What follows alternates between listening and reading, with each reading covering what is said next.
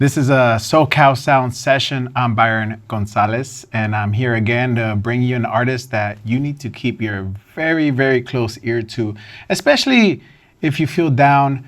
This artist is here to tell you that it's okay. I'm talking about the singer, songwriter, producer, and a multi-instrumentalist, and as they like to put it, a huge fucking dork. I'm talking about Corook. Corook here in studio. Hi, how are you? Good, how are you? I'm great. I'm more great that you're here and we have you in person and you're gonna lay down 3 tracks for us. Thank you for coming by and taking your time here with us. Of course, thanks for having me. First of all, congratulations. As of the day of this taping, yesterday you had a sold out show at the Echo. When you first went out into that crowd, what was like the first thought that came up to your head?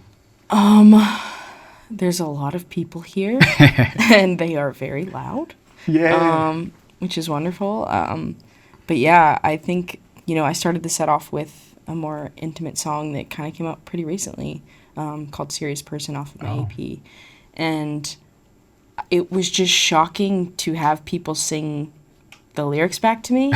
Like, not just like the chorus, like the catchy part, or like the part that I, have teased, but like the second verse, like they really got deep into the lyrics and like could sing them back, and that was really cool. Yeah, I think that's one of the things that attracted me to your music. One of the first songs I ever heard was It's Okay, and just like the rawness of that one, especially during the time when it was released. I do want to talk a little bit more about your vulnerability in music and your songwriting, but I want to get to know Corook a little bit more. But first, I want to kind of get the elephant out the way. Is the fish really your favorite animal? I think the frog is. The frog is? Yeah, I think the frog feels like wisdom to me. So That's cool. I would pick the frog over the fish. But I love fish, obviously. Yeah. Amphibians all the way. All the way. Anything from the sea. Yeah. Also, these next few questions are very lighthearted, but they get down to the nitty gritty of you. Let's do it. Do you like coffee or tea? Oh my God, I love them both. It depends on the mood, but I would actually pick tea over coffee. Okay, cool. Yeah. Do you have a favorite planet? I have to say Uranus because it's just so fucking funny to say. I like correcting people saying Uranus. Yes, Get I your know, mind out I of the know. gutter. Yeah. Are ghosts real? Oh yeah. Yeah? Oh yeah. Are aliens real? 100%. Is Bigfoot real? I don't know about that one. Always. I don't know Always. about that Bigfoot's always a I'm just not questionable one. invested. I'm just not invested anymore. Like I was invested as a kid, but like not anymore. You're like, maybe it's just some hairy person out there. Right. Exactly. Making pranks. What was the first concert you ever attended? Oh gosh. Avril Lavigne Avril Lavigne. at Really? a stadium in Pittsburgh where I grew up. So That's cool. You wanted to go, or did you get dragged to? I deeply wanted to go. I had a big crush on Avril, and I just like loved that she wrote songs. I thought that was so cool. But yeah, it was a really nerve-wracking night for me. Really? I've never seen that many people before in my life, and I had a bit of a panic attack for most of the concert. And you weren't even on stage. I wasn't even on stage. It was all foreshadowing. But yeah, it was a really intense night for me, but I loved seeing her. That's amazing. Yeah. I'm sure when the skater girl came out. Yeah. Oh, you're like, yeah. Yeah. Me and all my friends. Just obsessed. That's great. Yeah. What is one of your favorite foods? Favorite foods? I love ramen. Ramen. I really like ramen. There's something about just like noodle soup that is really, and I feel like ramen just does it right with all the toppings, and the noodles are always cooked perfectly. I'd have to go with ramen. Nice. Well, now, if you could, what other language would you want to learn? Spanish. Spanish? Definitely Spanish. Yo te puedo enseñar español. I'll I'll take some lessons on the side for Okay. you. Yes, I will. I really will. Ahí le voy a enseñar and you'll hear a Spanish Corook song in the future. I'm down. Fully down. That's I might awesome. sound extremely white, but it's okay. Hey, it's okay. Yeah, that's exactly it. Well, thanks for answering those questions. Now we know a little bit more of Corook. Yeah. Now I do want to get into your songwriting because that's like I think there's no word for it. It's just what it is, Corook. I want to know what motivates you to write so vulnerable, Yeah. And is it hard for you to write like that? It can be hard to write like that. I think it kind of depends. I don't think I understood how to write a song until I started to be vulnerable. I mean, I went to Berklee College of Music, and I obviously learned a lot about songwriting and how to put a song together, and I've always been really passionate and just into like songs as puzzles and like pieces that you put together. But it wasn't until like I figured out I actually have something to say that I felt like an artist, and that I felt like it was important for me to use those stories and my story in my songs. So being vulnerable just feels like part of my artistry. It feels like a really important part and a new thing for me, but it's really nice to put songs out there that like really mean a lot to me and have other people obviously like really respond to it and make me feel a lot less alone within those feelings. Yeah, and I think that's why it's kind of like reciprocated, because we feel a lot less alone, because I'm not a songwriter, but I have these same feelings, right? And it's like, oh, this person's writing what I'm feeling. Yeah. Is there any other artists that kind of like do that to you, that just come to the top of the head? Maybe subconsciously they're also your influence in songwriting. I think one of my favorite like storytellers is Dolly Parton. I just really love the way that she tells stories, and you can tell they just like came from a really important place in her life, and I really admire that. That's really cool. Yeah. That's really cool. So, you've written a lot of songs now, but does the songwriting get easier now to put feelings into writing? I feel like as a songwriter, like we're all incredibly nervous that we've written our last song for like no reason. Oh, like really? I'm always nervous that my last song, and let alone my last good song, has been written. And so it's always really nice simply to get anything out, I think I try my best to access that vulnerable part of myself when I'm writing, but I feel like just like every day with, everyday life, like I can't always access those feelings, but I do my best. And also sometimes I just want to write a fun song, you know what I mean? Yeah. And maybe that's vulnerable that day, Yeah, I mean, it was. Yeah. If I Were a Fish says anything to that, I mean. Yeah, totally. I take it from the lyrics that you were being bullied online, and then you just wrote this. Did it come out fast, or did it take some time, that one? Yeah, that one came out really fast. I wrote it with my girlfriend, Olivia Barton, and she was just comforting me and wanted us to, like, make something out of the feeling that I was feeling. And yeah, we kind of just sat down and it came out. I think the clip that's online was like 40 seconds or something. It took us like 10, 15 minutes to write. So yeah, it kind of just flowed right out of us. That's cool. And the rest of the song came like after the song had blown up. We were like, I guess this has to be a whole... Oh, really? So there wasn't like... It wasn't a whole song. Oh, interesting. It was like 40 seconds long. And after it blew up, we were like, well, I guess we got to release this. I had like 3 days at home with her before she left for tour to like finish writing it and record it. And we wrote it like in the car, just like kind of sing-songy, like tapping on the steering wheel. Like, but yeah, it was a really fun process.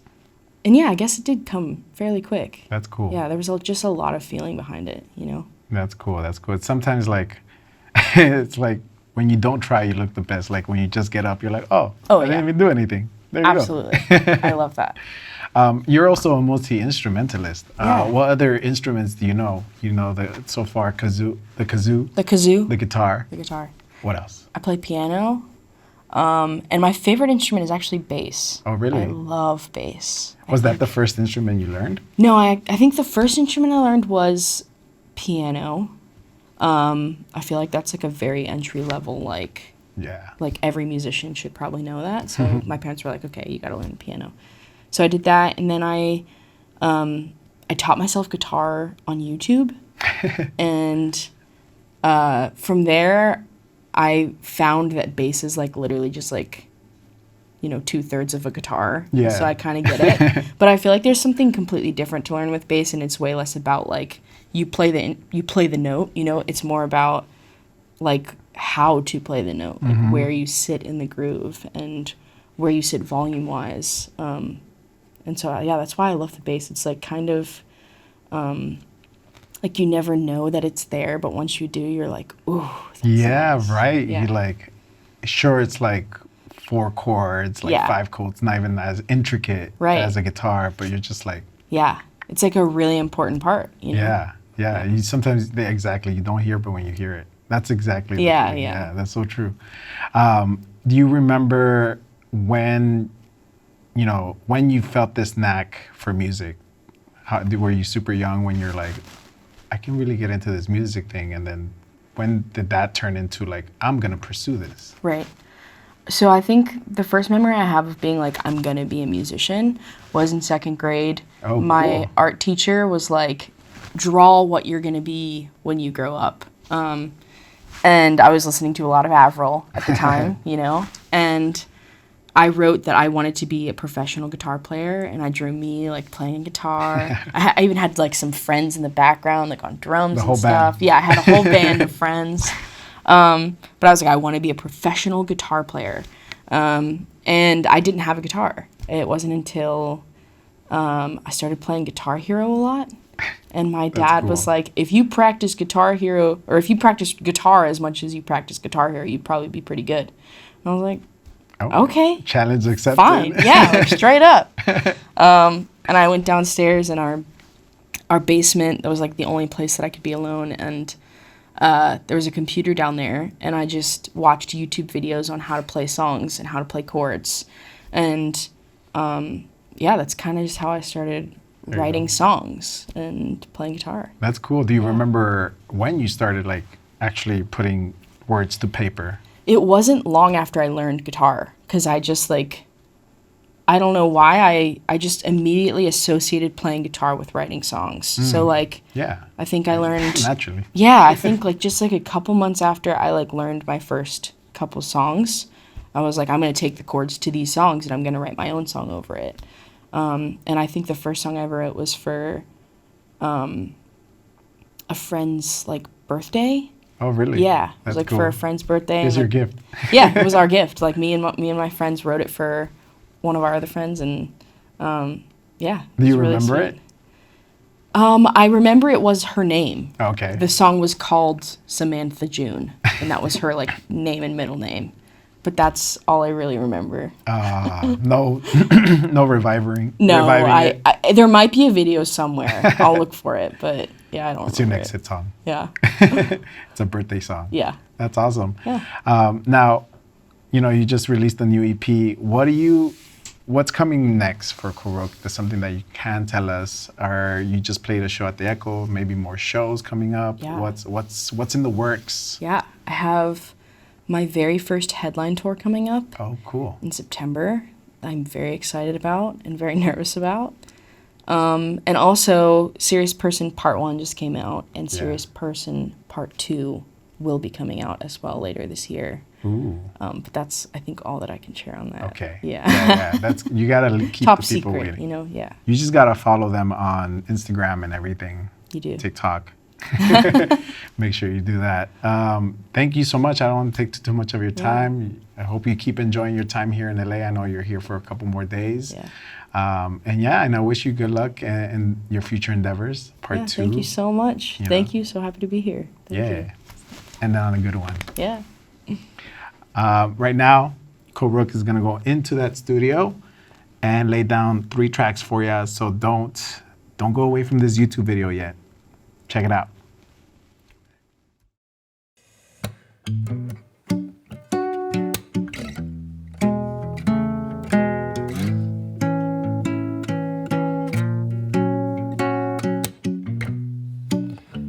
Thank you, SoCal Sound, for having me.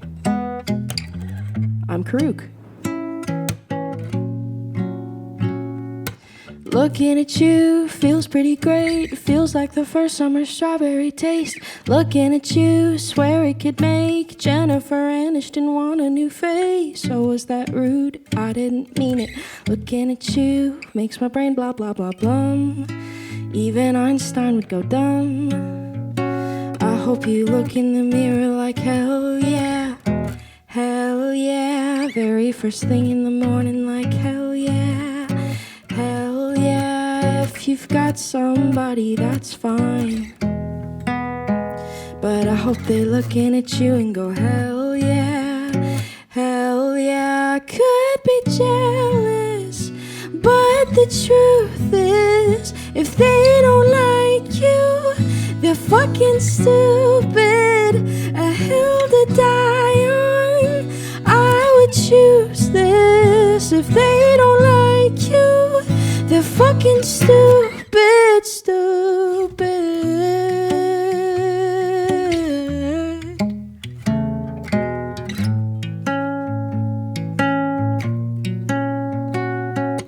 Looking at you, people should pay. Think of the millions of dollars you'd make. Looking at you, swear I could laugh. Tell me why God had to go off like that. Oh, is that cute?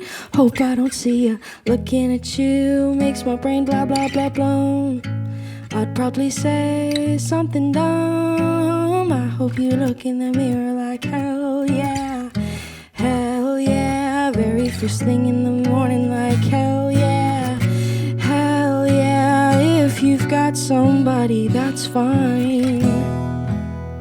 But I hope they're looking at you and go, hell yeah. Hell yeah. I could be jealous, but the truth is, if they don't like you, they're fucking stupid. A hill to die on. I would choose this. If they don't like you, they're fucking stupid, stupid.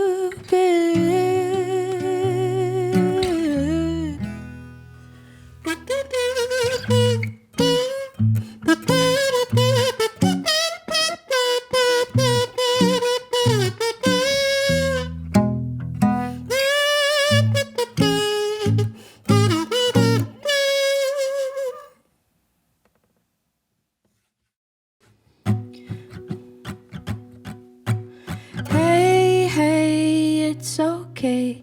Everybody feels kinda weird some days. Hey, hey, it's okay. Everybody feels kinda weird. I should get up out of bed. I should probably drink some water. I should, but I know that I'm not gonna do the things statistically that make me feel better. Get outside and out my mind, I know I'll feel better. Scrolling through the videos and pictures. Scrolling like my eyes are drinking liquor. Feeling overstimulated, maybe it's a sign. If I'm here any longer, I'll get tan lines from the brightness. Nothing's really wrong yet. Nothing's really wrong yet. Nothing's really wrong. Hey, hey, it's okay. Everybody feels kinda weird some days. Hey, hey, it's okay. Everybody feels kinda weird some days. You don't have to try to please nobody. You just gotta try to please your own body. Hey, hey, it's okay. Everybody feels kinda weird some days. Na na na na na na na. Na na na na na na na. Na na na na na na na. Okay, I've got banana socks on. Like, could I get any cuter? I'll grab a cup of tea and I'll walk to the computer.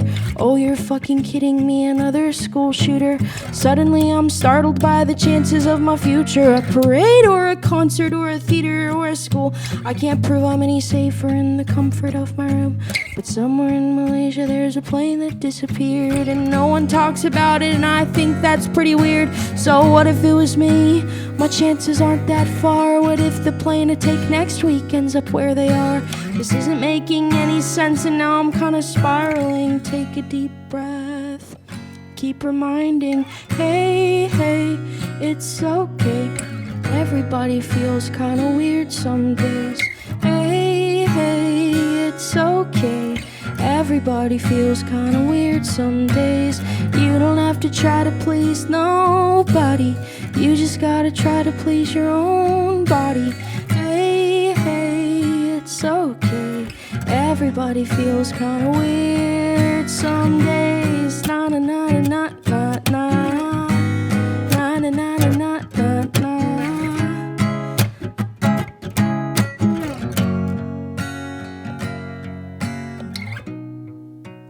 Nothing's really wrong yet. Nothing's really wrong yet. Nothing's really wrong yet. Nothing's really wrong yet. Nothing's really wrong yet. Nothing's really wrong.